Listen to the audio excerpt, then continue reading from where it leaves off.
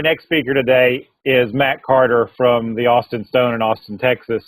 Matt's the pastor of Preaching and Vision there and has been since it started. They now have 4 campuses. They're opening a new one on Easter Sunday this year in 2014. So, Matt, you spoke at our conference about missional communities and what your journey had been kind of from your small groups to your missional community model. That was 5 years ago. What's happened since in that area for the Austin Stone?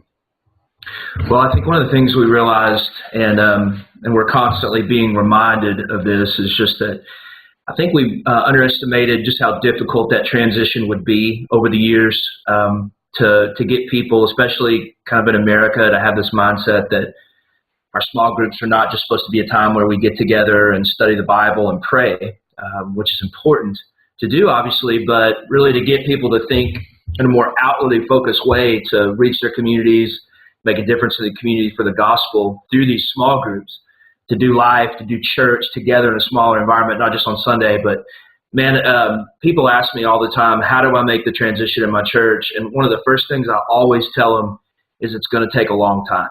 We really began the process 6 years ago, almost 7 years ago, and we still by no means could say we're a success at it. It's constantly having to teach people and train people and cast the vision that the small group ministry is not just about your personal spiritual growth, but it's about being on mission together in your community, in your city for the gospel. It's been hard. Cool. Well, you know, when you start a new campus like you are on Easter, do you start from your missional communities, or how do you guys conceptualize that as you start new campuses? It's both. We do it from our large group environment and from our missional communities. One of the things we do is we try to cast the vision at our main campus, which is our largest campus. It's kind of the hub where everything, all the other ministries kind of, or rather campuses kind of spiral out of and spin out of. And we cast that vision from a large group environment that anybody wants to be a part of it. We cast it almost like another church plant, say, hey, we're opening a campus in West Austin. We'd love to have you come and be a part of that and help make that possible. So we cast that vision from the large group environment, but then we also cast a vision in the small group environment, our missional communities that live in that area.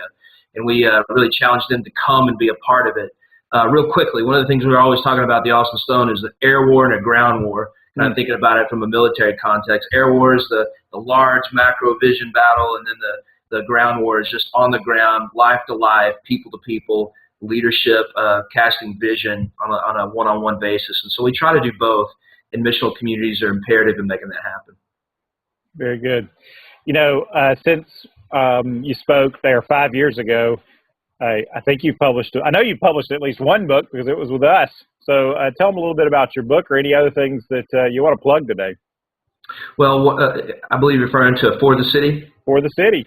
Yeah, it's just the concept of being a church that's not just in a city making no difference whatsoever, which a lot of churches, they never admitted, but they are. They're not making any kind of impact on the culture, good or bad. Not being a church that's against the city, thinking that, hey, we're good, the city's evil, but really being a church that's for the city, that's engaging in the welfare and the good of the city that God's placed you in, ultimately for the gospel. And it's just a book that kind of teaches the story of the Austin Stone and how we've gone about doing that here in Austin, Texas. Fantastic. Well, thanks so much. Matt has been an alumni of our Next Gen process, as well as the Austin Stone's been several other leadership communities. Matt, we appreciate you speaking here again for us today. Thanks so much. Thank you.